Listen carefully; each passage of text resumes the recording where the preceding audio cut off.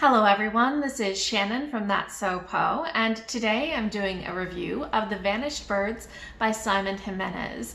This is a debut novel that is basically literary space opera, and it was just so incredibly beautiful. I absolutely loved it. So I want to tell you what it's about and why I loved it so much in this review.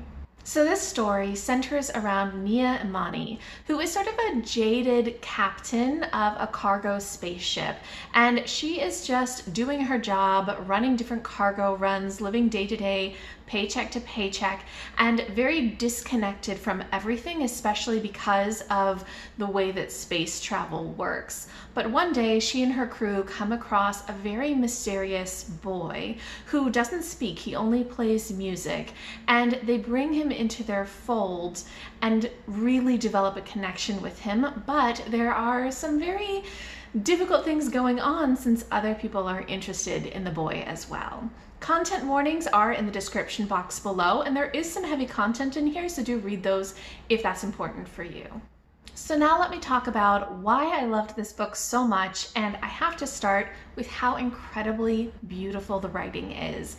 When I picked up this book, from the very first page, I was just blown away by how stunningly beautiful the writing is. I actually had to pause after I read just the first couple paragraphs and turn to my husband and read them out loud because I just thought it was so lovely.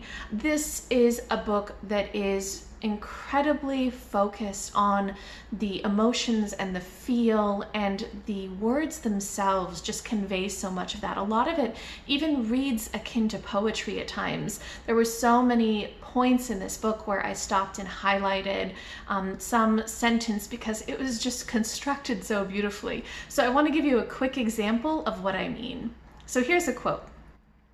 "Weeks passed with the boy as her shadow, he stitching himself slowly each day to the soles of her feet." So that's an example of what I mean, where it feels almost poetic in the imagery that it uses and the beauty of the way that the sentences are constructed. It's just really a gorgeous read. Another thing I loved that's very important for me in my reads is world building. I thought that the world building in this was fascinating. I really liked the way that Jimenez constructed this future. So this is very much taking Earth and then going very far into the future, extrapolating what would happen. And you've got so many interesting aspects to this future world building. So you have things like cryogenic sleep and how characters use that and how that affects them, how it affects their memories, how it affects their interactions with the world as it changes, but they don't. You also have a lot of issues in terms of the way that time dilation affects characters. So you have different captains and crew of spaceships who are traveling through space, and the people back home are aging at a different rate than them, and the way that they manage that. You also have a lot of issues regarding kind of the corporations that have expanded to all of these different planets and the way that money and power is used. You have a lot here too of just the cultures on all of these different worlds. And I really liked the way that you not just saw so many different worlds and their cultures, their customs, you saw how power dynamics affected those cultures and customs. Some of these planets are poor and they're just used for their resources. Some of these are rich and have very extravagant lifestyles. But you also saw a lot of things about how those cultures changed over time, because we have these people on a spaceship who are traveling to places, and a lot of time passes while they're gone, and so how do those locations change over time? It's just really, really well done. And I also really liked that there's a lot of bad things about how this future has turned out in terms of capitalism and greed, but there's also just normalization of queerness and of all kinds of racial backgrounds. You have lots of queer characters in this, and there's no indication that that's a strange thing. That's a very normalized thing here. And it's not at all an idealized future. This is really quite grim in many aspects in terms of the way that people are exploited. But I liked that that kind of normalization of queerness and normalization of people of all kinds of racial backgrounds is very much the background integrated into the world building. The next thing that really worked for me in this story, but may not work for everybody, is how it's literary.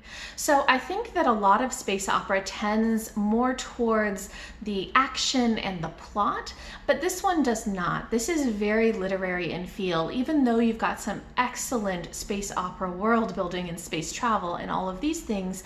The story itself is very slow and very contemplative, and it's focusing a lot more on characters and on themes and on emotions and on kind of making you think through what's going on. There's a lot of layers to what's going on, and a lot of times things are very abstract. So especially in the second half of the book, things get very abstract and it's not always exactly clear what is going on.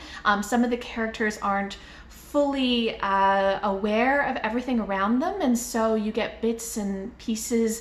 It's very poetic at times, which means you have to work to uncover the meaning. So if you don't like things more abstract, that may not work for you, but I really enjoyed that. And I just think that this is the sort of book that you could reread and discover so much more upon reread.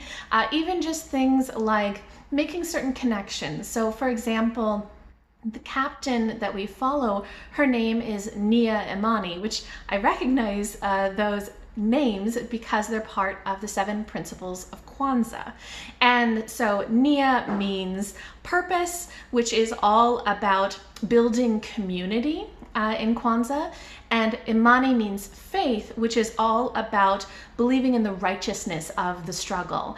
And when you know that, it's very interesting to see how Nia Imani's character is used throughout the story. So there's just so many different layers to this that I think are really, it make it such an immersive and impressive experience to read this book. A related aspect that really worked for me is just how emotional this book is. It is something where, because it's so focused on the characters and their inner lives and their relationships and dynamics with each other, you are drawn so deeply into their emotions, and I was so incredibly moved. I was really moved by the characters' backstories and by the issues that they're kind of working throughout the story, and the way that they form bonds with each other and how that challenges them as characters and how they grow. And I was just really drawn in to all of that emotional depth in the story, and I thought it was so well done. And lastly, another thing I loved about this book is just the themes. I really loved the themes that were explored in this story. So I've already talked about how so much of the story is really focusing on this future where corporations have a lot of power. So there's a lot of discussion of corporations and colonialism and worker exploitation. I really like those kind of political themes in my stories, and this did a wonderful job at it. It also has a lot to do with memory and with regrets, especially because you have all of these issues with the way that time works and people's connections and their relationships when time is interfering with that. I love the way that it talks about memory and the way that people remember each other, the way that they regret their actions or don't regret their actions, and how that influences the way they move forward. There's also a ton in this about the kind of push and pull, the dynamic between the urge to be very selfish in your actions as well as to sacrifice for those that you love. And so many of the characters go through those choices, and it's interesting to see where they end up on that spectrum. As well as there's a huge amount of focus on isolation versus connection. That's again something that has to do with the way that cryogenic sleep works and how time dilation works in terms of space travel, but it's also just personal choices. Are you going to get close to your crewmates? Are you going to build these connections, or are you going to just live for yourself and keep yourself isolated? And there's so many good discussions of these themes in this book that made it a really rich reading experience. Overall, I think that The Vanished Birds is just an absolutely stunning literary space opera. It is so fantastically beautiful to read. It has such depth, it has such emotions, but it also has such cool world building and exploration of really cool science fiction topics. I think that this is such a great book to pick up if you also can handle that kind of more abstract feel of a literary work. If you like space opera, this is such a great one. I hope that you guys will read it if you haven't already. If you have any thoughts on this, if you've read this, if you want to read it, anything at all, just leave me a comment down below.